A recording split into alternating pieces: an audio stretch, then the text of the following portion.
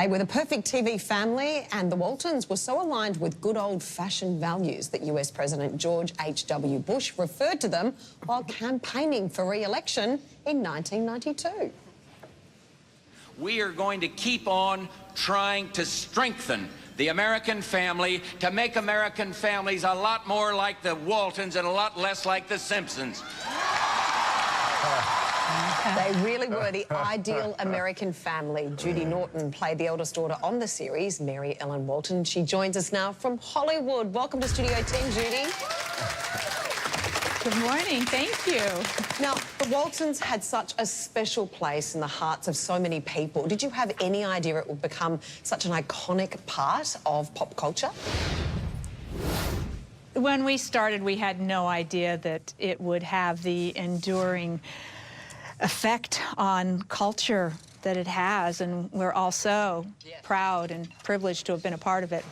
Yeah, beautiful, beautiful moment in time. Now, Judy, Mary Ellen was a really strong-minded young woman. Were there many similarities between yourself and the character you played?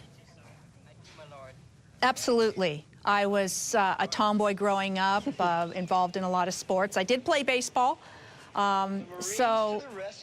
you know, I wish I'd been as rebellious in real life sometimes and as she was, but it was great to vicariously get to portray all that. It got it out of my system.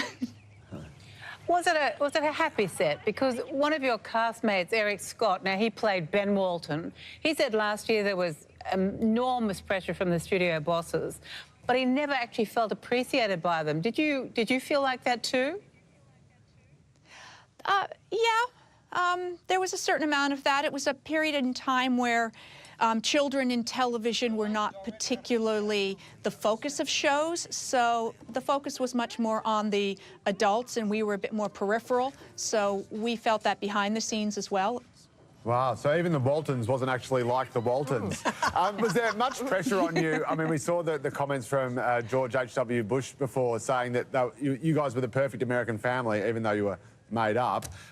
Did you feel pressure to actually be like that you were America's golden children? I felt personally a responsibility to try to be a good role model because of what the show represented, and I think that the cast still were very protective of the image of the show and wanting to not really do anything to destroy that sense of what the show created, because it was very real, and what you saw, the love between us, was very real. So no drink or drug scandals, because it would have been too damaging to the fabric of the nation. No, I mean, and there really wasn't anything. We were kind of boring in that sense. Well, your new movie is very different. It's called Inclusion Criteria. You've written it, you've produced it, you star in it. It's a psychological thriller. Was it a labour of love for you? It was. It came from a kernel of an idea that I had of something that I had read, a story I'd come across, and that was very disturbing to me, and it just kind of percolated for me, and I felt that I wanted to find a way to bring that subject to life. And you know, it's a woman. I play a woman who really isn't sure if she's being stalked or if she's just going crazy, if she's losing her sanity, and she's very concerned for her own mental well-being. And so it was great to dive in there and explore that, both as a writer and then as an actor to play that. Yes, because the movie does look at that, you know, at victims of mental illness, and you talk about diving into that role. How heavily did you have to get into researching when you were writing the script and playing the part? Well, I can't tell you too much because it'll give away things in the story, but I mean, it was definitely an emotionally challenging role to play, so there was a lot of research and depth that I had to be willing to dive into to play the role. So every day on set, it was an emotional roller coaster. So Wow. I just had to gear up and be ready for whatever scene we were going into that day. It was always good to end the day and just put it away and I was going to go say, home. speaking of emotional roller coasters, Ruth, there's, you know, the cliche of the curse of the child star is still very much alive and well. How hard is it for someone who's been so defined by a role they've done as a child to actually continue to work as an adult actor and make it?